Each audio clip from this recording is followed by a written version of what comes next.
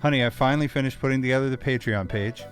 Oh, good. I'm so happy. Now we can good. offer all that bonus content that we've been looking to offer and the Patreon only merch that's exclusive to Patreon, plus all the monthly Zoom hangs with you and me, and the membership start at only $5 per month.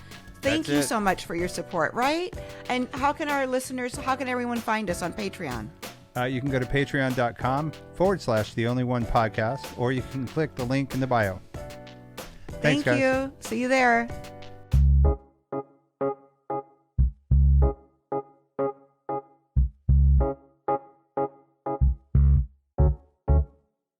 Mr. Ori Spado, it's really, really good to have you.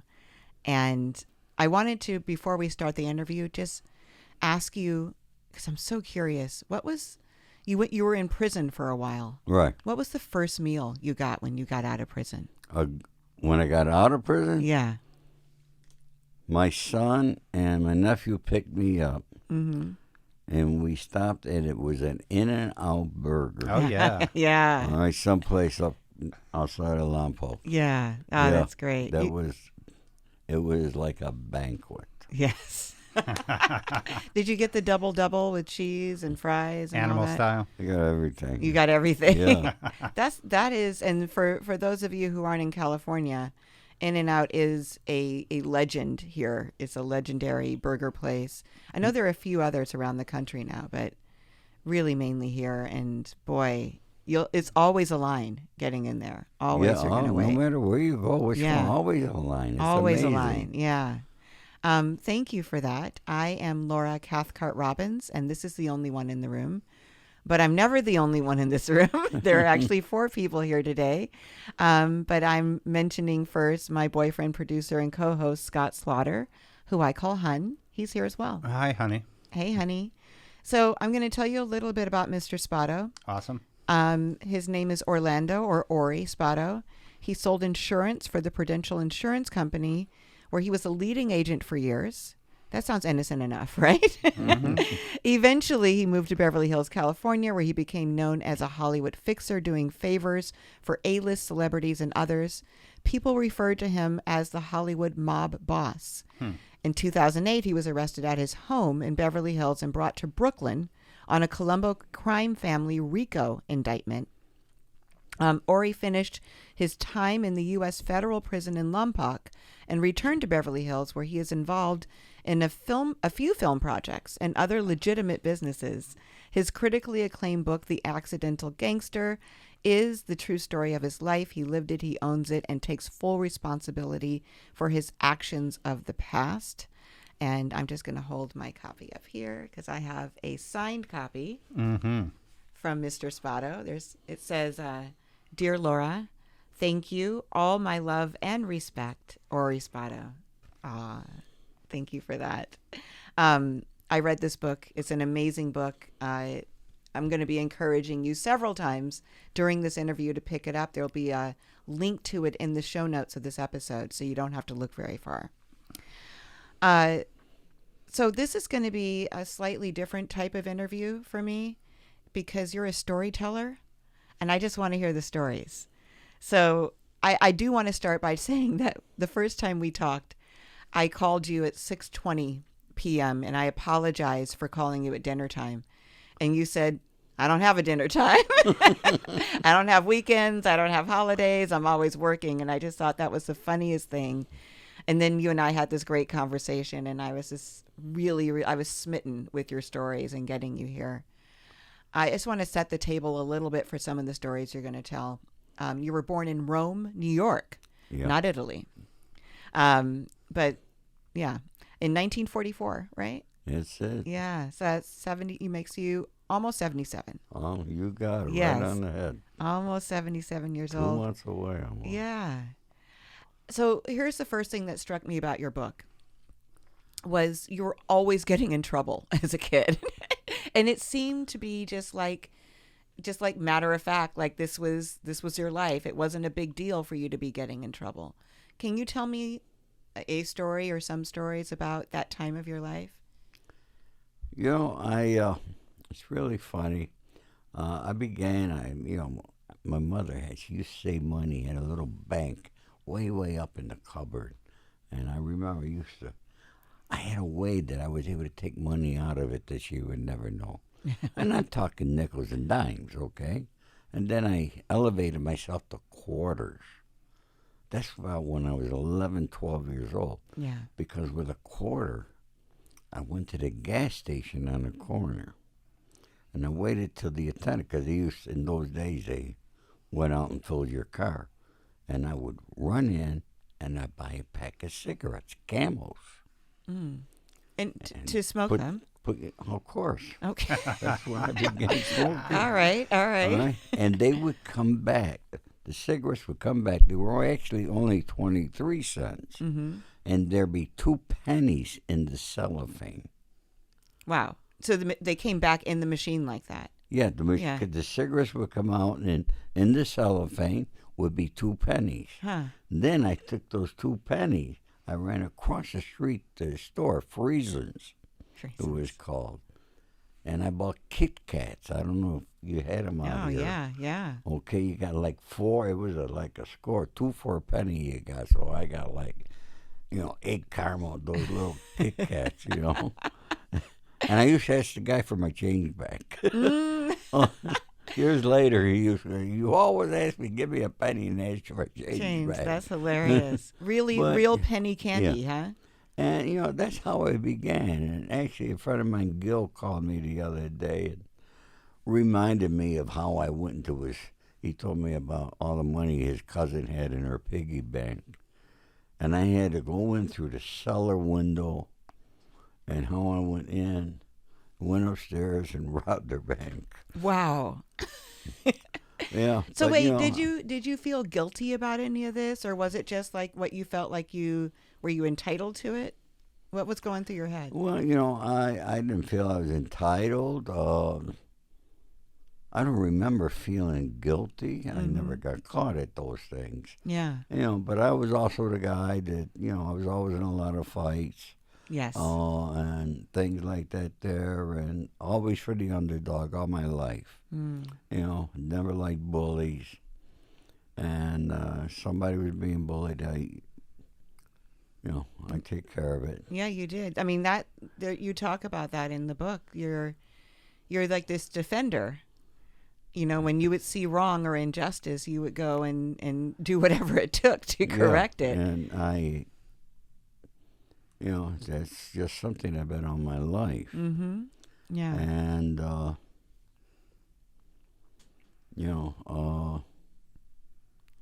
I'm still fighting for people. I'm 77. Yeah. I'm fighting for a lot of legal issues. A friend of mine is in. If it were not for me, he'd probably be on the streets right now, and so forth. But, it's a big thing with the government, with the FTC. Involves a lot of money. I help people on a daily basis. Yeah, you do. And I have questions about that a little bit later on. I wanted to now jump. This is a big jump, but while you were in the military, there's a chapter in your book where you talk about, or it seems to me like you're trying to run a scam while you're in Hawaii on a brothel. Is that right? I was going to shake them down. I was trying to shake them down. Yeah, tell me about that. I was 18 years old. It was going to be my first shakedown. Your first shakedown. Well, maybe not. I don't know. But what happened was, there was a kid, I remember his name, Harry. Mm-hmm. And he's talking about a friend of his, runs his cat house in Waiawa. Mm-hmm. And Waiawa was outside of Schofield's Barrack. And he's talking about, hey, if we get guys to go there, we could have a girl for free. Right. I says, I can get all the girls I want in Hawaii for free. Okay. Okay. So I devised a plan. There was another kid named Joe, where I was going to shake him down. And what does that mean, shake him down? Shake him down. Then I want a part of the business. Right. In exchange for? My protection. Your protection. Okay. And you got to remember, I'm only 18 years old. Yeah. Okay. And so I started calling the guy this and that. Finally, he agrees to see me on a Saturday. And I had to borrow somebody's car. Mm-hmm. And I drove to the house, and I remember he had the girls come out on the porch to try to entice me to go inside the house. Right. I said, no, just have them come out. I'll meet them. And we took a ride and ended up in the sugarcane field. That's where he pulled out a gun, put it to my head, and I talked my way out of it. Yeah. I told him, I said, if I were you, I'd pull the trigger. And if you pull the trigger, I said, by this time tomorrow, they're going to find you. I said, I don't know what river it'll be, the ocean. I said, and you have a lot of body parts cut off. So you're sitting there, 18 years old, your first shakedown, with a gun to your head, and you're threatening him. Right? I just want to make sure I got that straight. Yeah. Okay. That's basically what I did. Were you bluffing? Of course. Yeah. Yeah. I love it. That's so great. Because nobody was going to come Because looking the for this only guy. ones I had was Joe and Harry. Right. Okay? Now, this guy, he puts the gun down, this and that. We had something to eat. And he explains to me that, hey, he's just running this house. Mm-hmm. All right? The big guys got the big home in Diamond Head, and they're the bosses. Right. I got to talk to them. Mm-hmm. Now this thing is really big. Yeah. Okay? Yeah. So I go back and I tell Joe and Harry, and now I said, I'm going to meet with the guys in Diamond Head. Well, these two guys chicken out right away. Oh. I told them about the guy put a gun to my head, this and that, and, they got scared. Right. Right. They So didn't want any now part of that. here I am by myself. I got nobody. Okay? And the guys in Diamond Head now are calling me. Now, I don't have a phone. They got to call the charger quarters. And the CQ would come get you, and you answer the phone. Wow. And, that's only in the evenings off duty. And I'm thinking, I said, I'm going to go down there and get freaking killed. Mm-hmm. Okay? How am I going to get out of this? Finally, so one night the CQ comes. And he says, you got that call again, Spado. I said, do me a favor. I says, go tell them that, unfortunately, I got transferred out, and I got transferred to Vietnam. Did they say it? Did they lie? He said it, and that was it. And that was it. So it was your first attempt at a shakedown. It actually wasn't your first shakedown. Right. Right. But you had the idea. This I could had work the this idea, way. so Yeah. it was just something that came natural to me. Yeah. You know what I mean? Had you seen people run that scam before? Shakedowns? Yeah. Yeah. Lots of times. There's so many. So many? No, before then, like when you were 18, had you? No. No? No. So it really did. It just came naturally to you? Yeah. That's crazy. I wanted to talk about the next thing that fascinated me was the after sale business. I'd never heard of that before. So this is. Well, you bought a car, right? I bought a car, and All so tell us what that is. All right. I'm going to tell you what your experience was. How long ago did you buy a car? Oh, well, gosh, I bought a car. I've been leasing. So last time I bought a car was probably 6 years ago. Okay. So Yeah. you went to the dealership.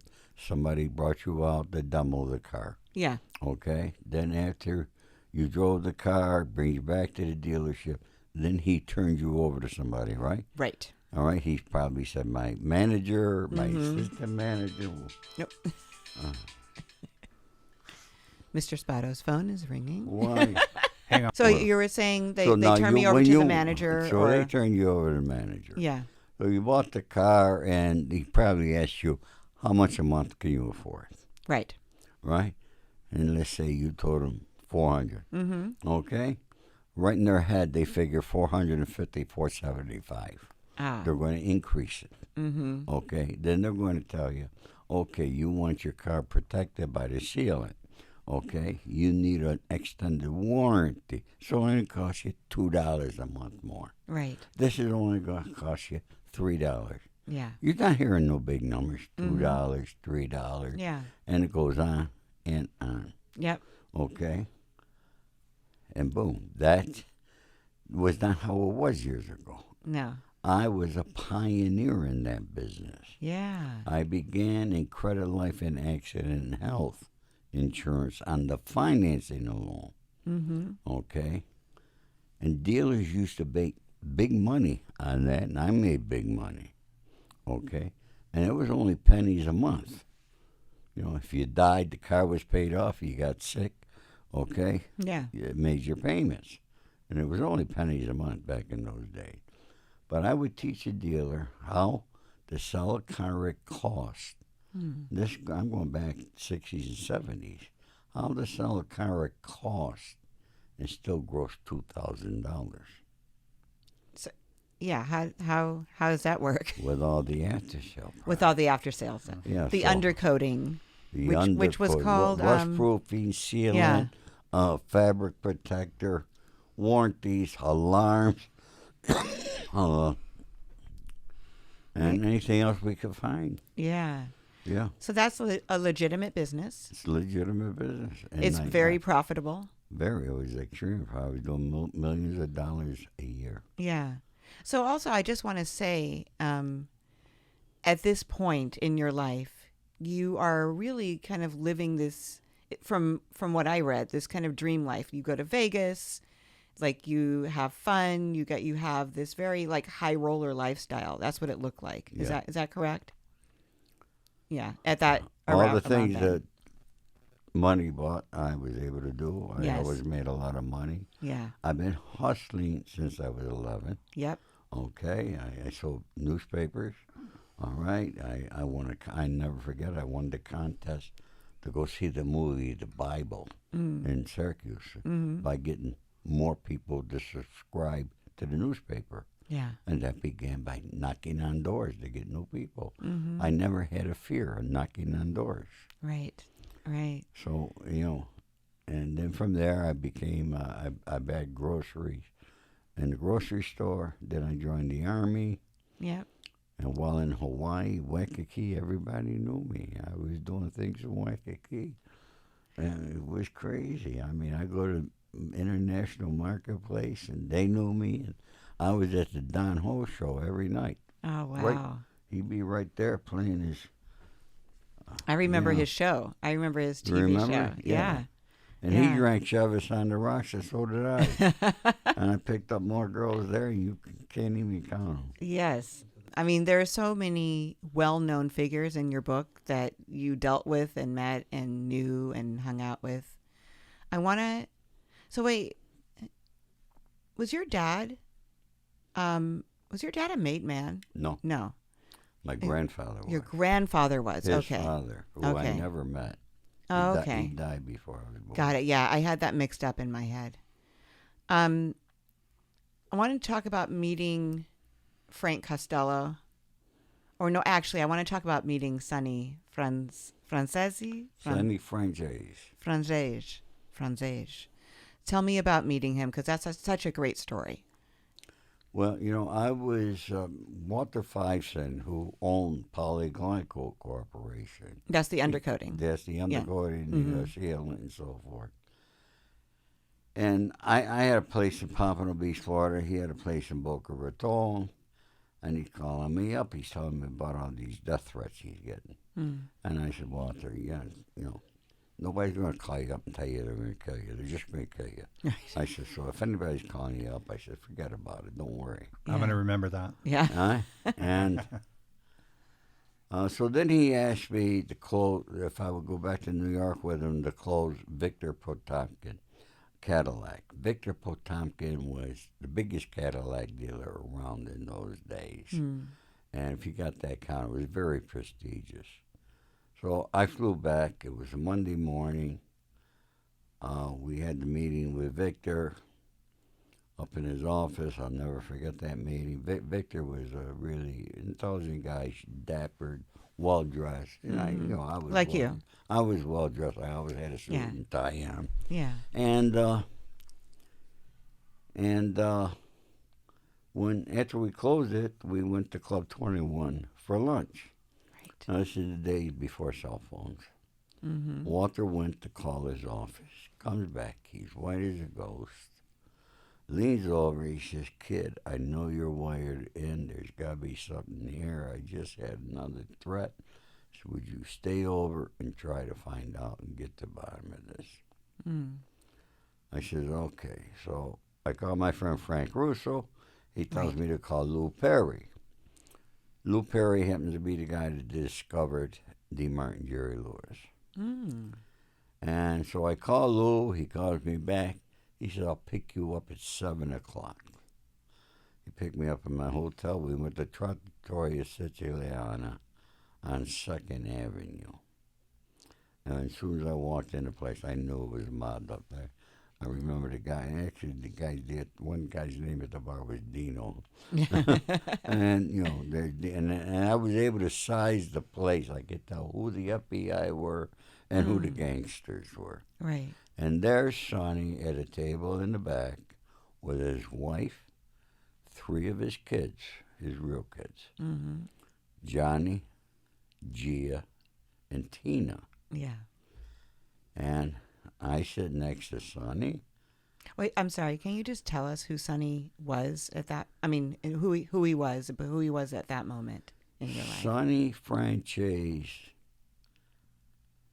was always, from back as far as I could remember, sometimes he would be the boss, sometimes be the underboss of the Colombo crime family. Right.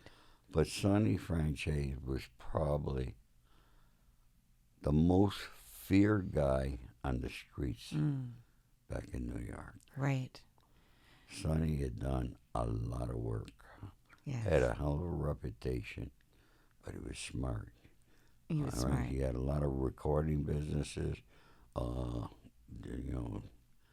Yeah, he was doing some things that's like he was almost like a progressive gangster. Like he was doing. Didn't he fund Deep Throat? Yep. Yeah. So he was doing things that weren't like it was kind of out of the box, right? But just so I want to make sure I'm right. You met with your friend who's scared because he's getting death threats. So you've made a couple calls, and now you're going to meet with somebody who can maybe offer protection for him, or help it go away. We're going to find out where these are coming from. And this is your first time seeing Sonny. Yeah, Okay. My first time. Okay. And I'm sitting next to Sonny, and he and I only whispering to each other. Yeah. All right. And he took my phone number. He took my number in Florida. He took my office number in upstate New York. And he said, "I'll do some checking around. I'll get back to you." And then we proceed to eat. And I got allergic to something. I got deathly sick. It had to be the mercury in the fish. I mean, there was one tree on 2nd Avenue. I was holding on to that tree and vomiting in the street. And then I'm in the bathroom. So finally he had 2 guys take me, Red Krabby and Johnny Irish, Johnny Matera.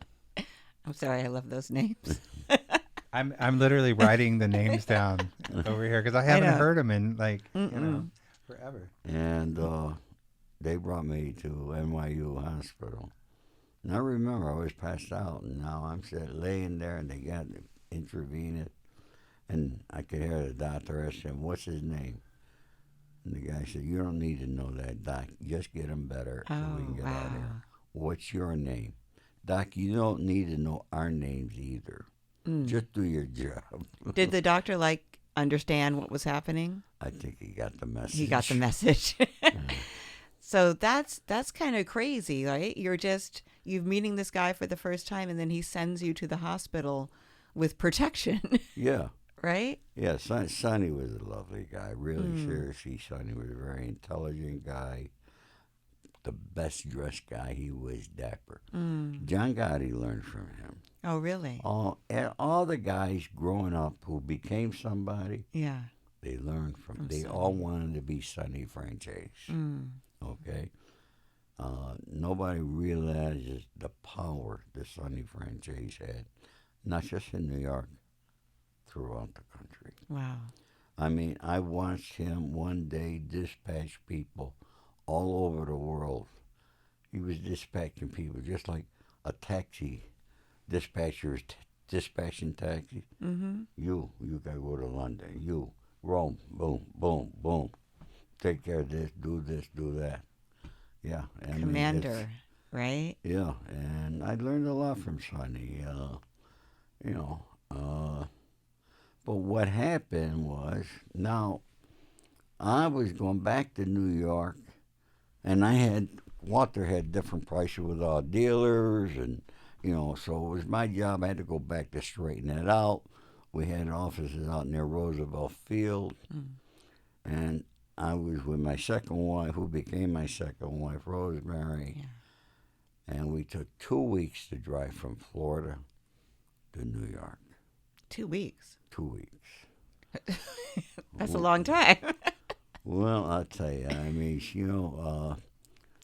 I was with her, I guess, 7 years. It was 7 years of lust. Mm-hmm. Okay. Yeah, that's very evident in the book.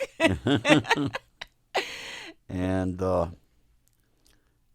so I checked into the Ramada Inn in Utica, New York. And I'll never forget. I walk in the room and the phone is ringing. And I'm just thinking it's got to be from whoever was in the room before.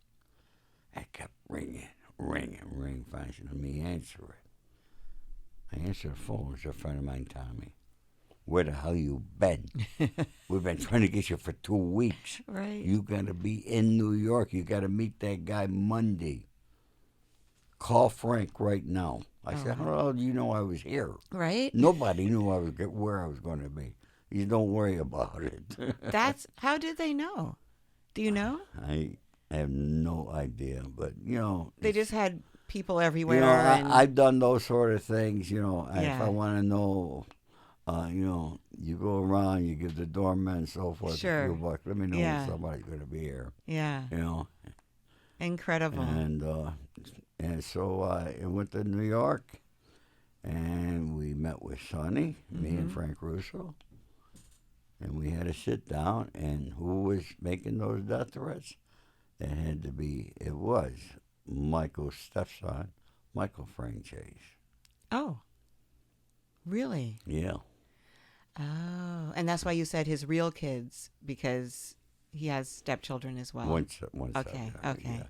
And you know what I really call it is, you could say it's his son. Yeah. I mean, Sonny did adopt him, you know what I mean? So what happened next? Well, Michael wasn't happy, but one thing that happened that you must know when you're being groomed and being brought through to life, and you're with other people, you always keep your mouth shut. You don't talk unless you're talking to, especially at a sit down. Right. But I had Walter sitting next to me here. Sonny directly across from me, Michael next to him, and then in the aisle at the Russian tea room was sitting on chairs was Frank Russo and Lou Perry. And I didn't think Sonny was understanding the situation. I said, excuse me, let me put it this way, Sonny, so you understand. I said, let's suppose somebody was moving into your territory in the Bronx. And I'm going to tell you something. The coldest eyes that you ever could imagine went right through me. Okay? And he says, I'm going to forget this. He said, you keep your mouth shut. You're young. He said, don't think for one moment that I don't know what's going on. Wow. And I thought, with those looks in his eyes, You learned your lesson. I learned. And he ended up, he sided with us. Wow. And we won. My first sit down, I won.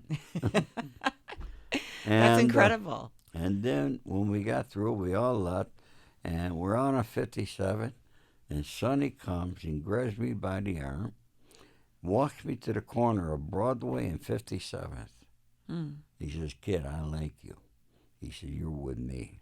Oh. He said, wherever you are, he said, you ever have a problem, you mention you're with me. He said, and I want you and your family at my home for Christmas. Wow. I said, I'll let you know. And of course, we exchanged phone numbers. And Frank Russo and Lou Perry say, he never invited us. Oh, that's amazing. And so you're like this new kid, you know, and come up and you spoke out of turn at the sit down. You got shut down, and he saw something in you regardless. Yeah. Right? And you were friends for 40 years. Is that right? Well, by the time he died, closer to 45, probably. Closer to 45. He died when? Last year. Last 2 years ago? Last two, I think it was 2020. 103 years old. 103 years old. Wow. I'm living till 105. Okay. I like it. I had a conversation with Sammy Gravano. Mm-hmm. He called me, it was 5-6 months ago. I asked him how he was feeling, you know. I said, I'm going to live to 103. I said, I'm going to outlive Sonny. Yeah. He says, I'm going to live to 106. I said, why did you pick 106? He said, because I want to go to your funeral. I thought that was pretty funny. That's great. Yeah. That's great. I'm going to take us to Hollywood now. So tell me if I have this wrong. You brought Dino De Laurentiis an idea. Is that right? Yeah. And is that was that your foray into Hollywood, bringing him that idea? Yeah. Okay. So, yeah, tell us about that. It began with, I came up with a way because, you know, the Ori agency, because it involved insurance, in order to operate in other states, you had to be licensed in all the other states. Right. So I came up with a way of how to do it by hiring other insurance people in different states, mm-hmm. like Century 21 did in real estate. And I needed $12 million. Ooh. And Ralph and Dino were filming The Brinks Job in Boston. I was there. That's how I met John Cassavetes. Wow. Peter Falk. Mm-hmm. Cassavetes' wife, what's her name now? Cassavetes' wife. John Cassavetes. I know who you're talking about. Yeah. I can't think of her name either. But anyhow, I met all of them. I met the guys who actually did the Brinks Job. Mm-hmm. And then and Ralph told me he told Ralph he told Dino about it. And Frank and I flew out, had a meeting with Dino. His office was on Cannon Drive at the time. Yeah. And I brought him downtown L.A. Motors, showed him how my program works in the dealership. He was going to raise the money. I would have been a billionaire a long time ago. A long time ago. So he was intrigued with the idea. Oh, yeah. And Yeah. Dino, if anybody knows anything about Dino De Laurentiis, I mean, he could raise money like you can't believe. Yeah. Well, I just want to just to for people who don't know who he is. So along with Carlo Ponti, right? Yeah. He was one of the producers. He brought Italian cinema to the international scene at the end of World War II. He produced or co-produced more than 500 films. 38 were nominated for Academy Awards. He had a brief acting career. Giada De Laurentiis is his granddaughter, and a lot of people know her from her cooking show. And were you talking about Gina Rollins? Yeah. Yeah. Yeah. You know. Yeah. So this is who you've gone to and then gotten this response from where he's excited or intrigued. Yeah. But then it doesn't happen? No, what happened, 'cause I was flying around all the time. My nickname was Howard Hughes back then. And one guy that worked for me went out, got drunk with my accountant. My accountant figured because he was so close, because I brought the kid to Vegas with me. Yeah. You know, I got him lines of credit. In those days, they said, give Laura a $5,000 line of credit. You had it. Yeah. Okay? I was well connected in Vegas. And, I mean, this kid never made more than $35,000, which was good back in those days. Mm-hmm. But he was making $100,000 with me, Yeah. plus getting a new Lincoln every year. And it happened, I'll never forget the day. I was seeing my second wife. I just left the Fairmont Hotel in San Francisco.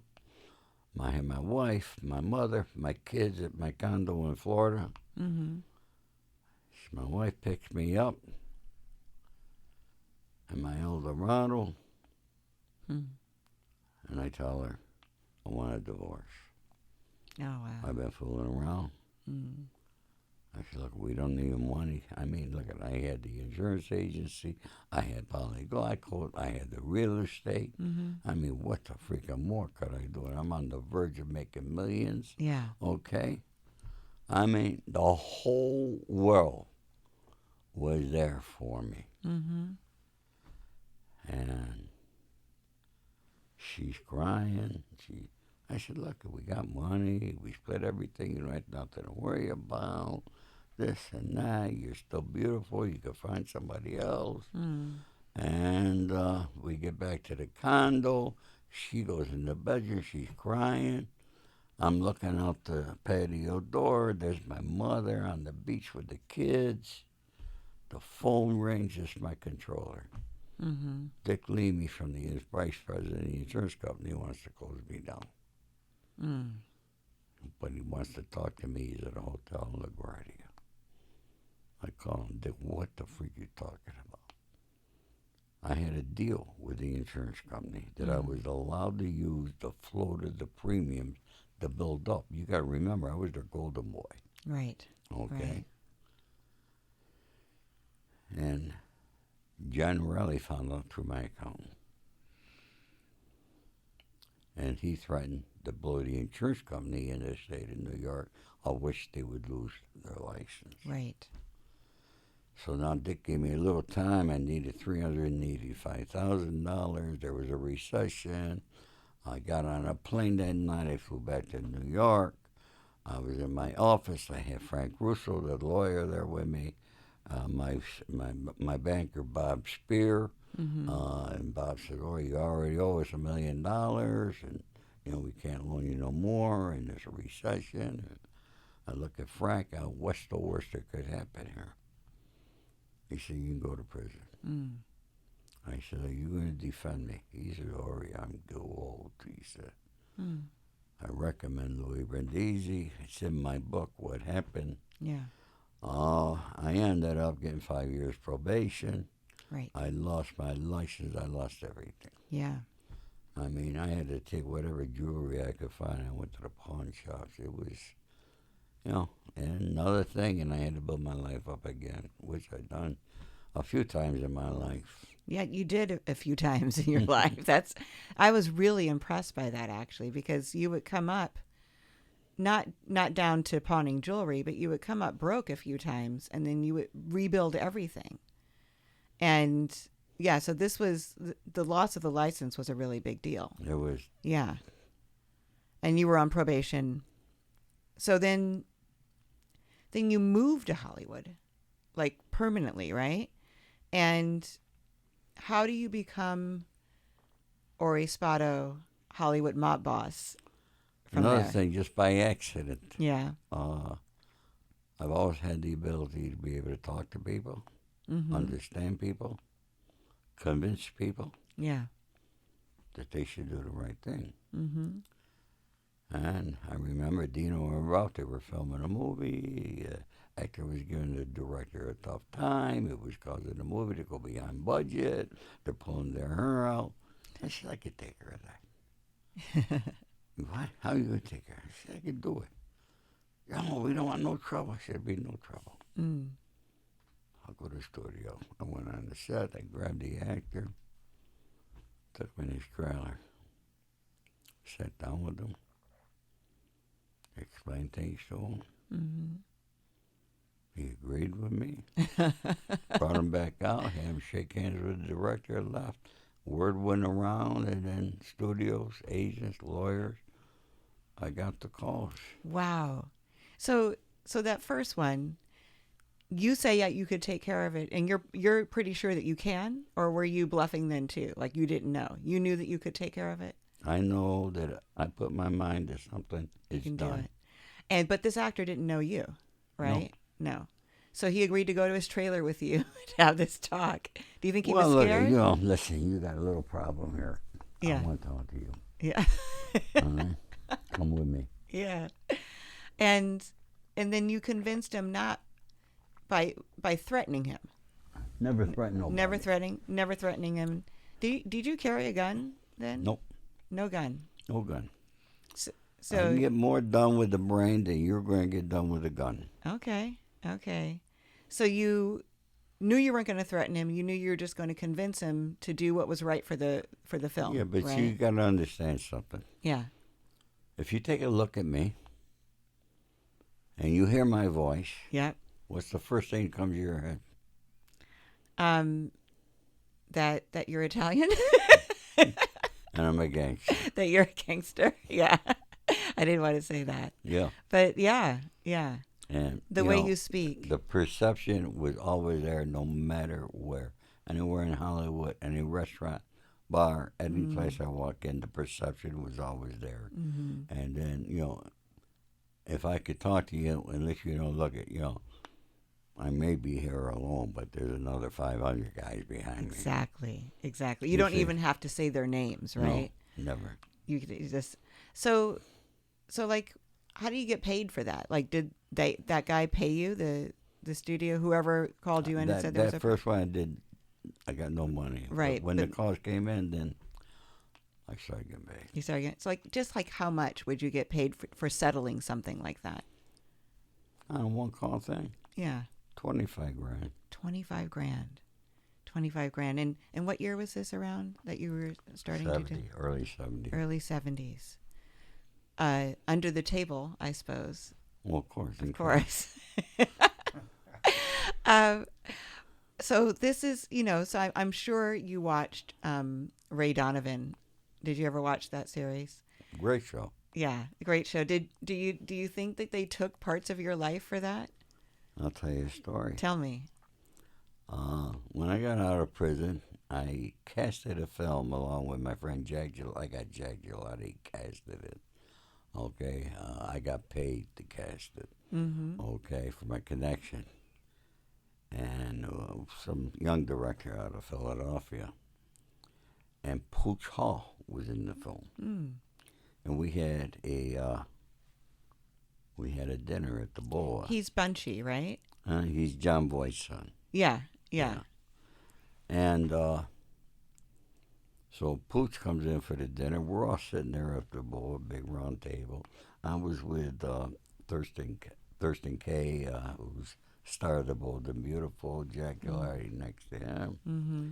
And Pooch, the first person he walks in, he says, I need to speak to Ori Spado. I said, I'm Ori. Mm-hmm. And he comes to the table because he come in from Connecticut. And he says, Ori, he said, I'm Pooch Hall. He says, pleasure to meet you. Everybody in Connecticut said, I got to see you first. And they sent all their love and respect. Mm. Mm. And we had a nice conversation. I introduced him directly. He sit down. I start talking to Dan Durst. Pooch, come here. I said, I'm a little upset with you people. What do you mean, sir? I said, that Ray Donavan, I says. Mm-hmm. I said, I want you to go talk to those producers and let them know I'm pissed off at them. Yeah. I said, because they stole a couple of things that I actually did. I said, they added a lot of Hollywood crap into it. Mm-hmm. I said, but I actually did them. I said, and they never pay me. Yeah.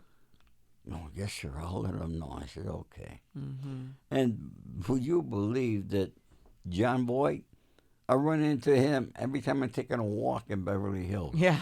He's either at the Earth Cafe or at Rite Aid, and we're always running into we talk, So it's quite funny, yeah. Did they pay you? Huh? Did they ever pay you? Who? The people from Ray Donavan, did they ever pay you for your stories? No. No. But they know. They know they were yours. Yeah, I'm going to let them know if I see them again. Yeah. I want to see the producers coming back. They're going to do another season. It is a good show, and I think it got worse when they went to New York. Yeah, I didn't like it when they went to New York. So I hope the new season is back here in Hollywood. Yeah, that'll be good. Yeah. Wow. Okay, so I got to move us. I wanted to talk about Mateo's because I love that restaurant. I love seeing the pictures of Lucille Ball and like you can just everybody on, and you could just, it's old Hollywood. Like it's preserved. I'm imagining the way that it was. I wonder, is it still open? I don't know if it's I don't still even open. know. I haven't, because I didn't go. I haven't been for a while. Hun, do you remember the last time we were there? I don't actually, but I'm gonna look it up and just see if it's open. Yeah, look it up and see if it's open. But yeah, it was one of those really magical, like you walked into a time warp when you walked in there. Yeah. And there was the respect and ladies first, and you get the menus first, and you order first, and you can picture Lucille Ball having a martini, right? Yeah. It is still open, so Yeah, Huh? it's it still is open. still open. Yeah. Mm-hmm. But you have stories from there, so I wanted to talk about it. But I know I'm being aware of our time, so I wanted to turn to June 4th, 2008. That's when the FBI showed up at your door. So tell us about that. Well, I had the feeling it was going to happen. Mm-hmm. I didn't think it was going to happen the way it did happen. I never thought that I would be on the Colombo family indictment. I thought I'd be arrested someday. But I remember it was like 5:45 in the morning. I'm there, my dog, my coffee, my cigarettes, got the news on. And I hear, and now I live on Swall Drive, and you could hear a pin drop Yes. at that hour of the Yeah. morning. I hear car door, boom, boom, boom, boom, boom, boom. And I sat there, and I just knew what it was. Mm-hmm. And I could have gone out the back door. I had a back door there, and ran up the stairs, gone to a friend of mine's apartment. I didn't. And then the pounding on the door, FBI. Mm. And they come in, they knocked a cigarette out of my hand, Oh.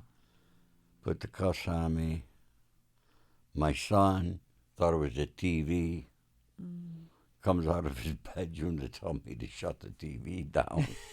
And there all these 20-something agents around Yeah. the place. Yeah. They put the cuffs on him. I got pissed off at that there.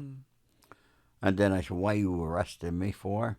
And they held a piece of paper. It said, for distribution of drugs. And I laughed. I said, "I'll be out by dinner time." And I told my son, call Danny and Josh. Danny was my lawyer. Josh was the bail bondsman. And then they took me outside. And then he stood me next to his Ford Taurus. Mm-hmm. And I'm facing down the street. You see, in 1997, an FBI agent, and I'm not going to mention his name, told me, "I will see the day you are chained, shackled, put on Con Air, and brought to Brooklyn." Wow. All because I would not become an informant.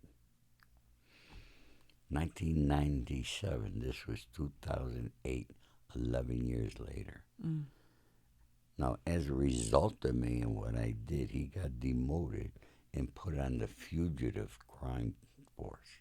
Oh. Okay. Which he's the guy that's given credit for capturing Whitey Bulger. Oh. So I think he owes me a favor. I think he does. So, Yeah. so my dear past friend, if you're watching, you owe me a favor. Yeah. I made your career. Yes. But anyhow, when they did, they chained, shackled me, and he was in the middle of the road, down at the crossroad, in an SUV. I guarantee you taking pictures. He's got pictures of that. Wow. And because when they never chain and shackle you when they arrest you. It's just the cuffs Yeah. and take you away. Because when we got in the car, then the agent in the back seat said, "You don't need these." Then he took them off. So it was a all photo show. moment. Yeah. It was a photo op. And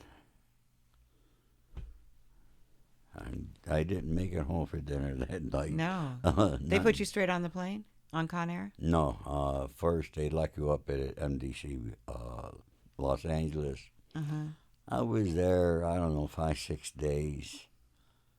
And then they take me out, bring you down to Victorville. And that's where the Con Air flies in and out of. Wow. And they flew me into Oklahoma. From there into Brooklyn. Mm-hmm. And that's where I remained for 30 months until my sentencing. And then I got transferred to Lompoc. Wow. So, was it just you? Or was anybody else from, like... No, I'm the only one from California. You were the only one? Yeah. And so what was it like? Because they got you on distribution of cocaine, which was false, Distribution of cocaine and home invasion robbery. Both of those were false. Yeah. Yeah. But they set you up. I was set up on the cocaine, definitely. Yeah. Okay. On the home invasion robbery, it was a setup robbery with a woman who got robbed. Coincidentally, they could not find her. They said she fled the country. It was in Colombia. Hey, first of all, she was Jamaican. She ain't going to Colombia. Right. Okay? Yeah. All right? Because we wanted her. Right. They couldn't find her. How interesting. And even her niece, a private investigator, and they got the paperwork at all. All right? That felt her aunt was involved Right. in it, you know? Right. I think I explained it in my book. Yeah.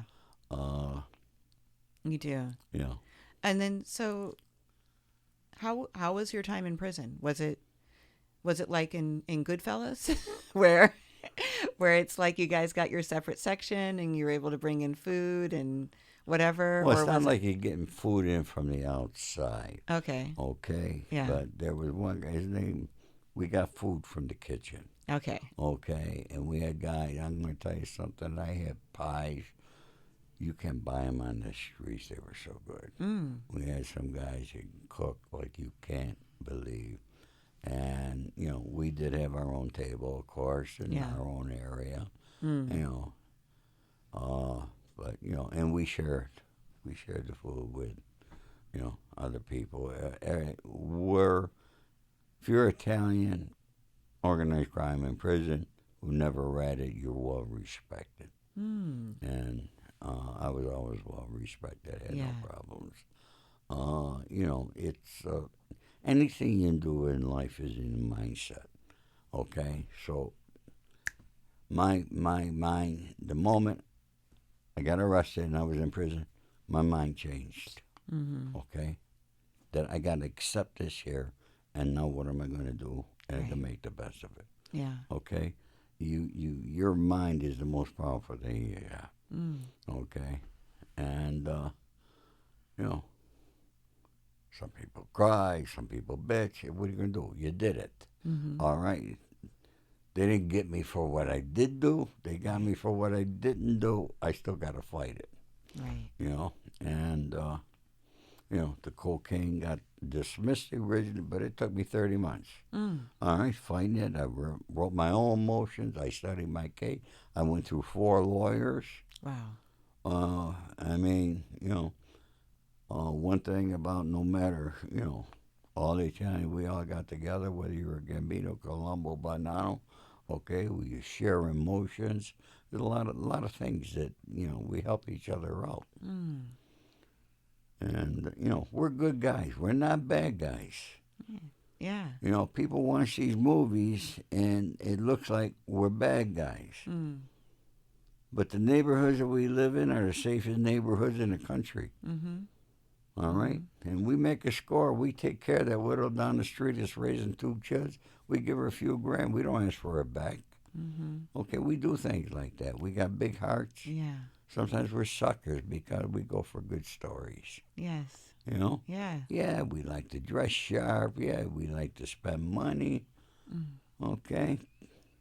Well, that was going back to what we were talking about in the beginning, because what you're doing now is helping people, right? Right. Thank you, honey. I want to talk about your movie, about this movie, which is really cool. But just tell me a little bit of how you're spending your time now. I spend my time by helping young men not go and get involved in a life of crime. I'm beginning a training class to teach young men to become gentlemen. Yes. And become real men. Yes. And not only, become gentlemen. And all the women want it. We only got about 10, 11 guys that signed up so far. I want 50. There you go. But, the women are all happy about it. And because all these things, women happen to be the biggest buyers of my book. I can see that. The guys buy the audio books. But the actual, women read more than men. Women, women are smarter than men. Yeah. Sorry. I've always said that. But it's true. Sorry, Scott. Yeah. I absolutely agree with you. I'm sitting there saying, honey, you don't have to apologize for it. So, that's beautiful that that's how you spend your time now, and that you've kind of pivoted what you do to be, because you were always helping people from the time that you were a little kid. You were an advocate, you were a defender, you were helping your friend when you met Sonny, right?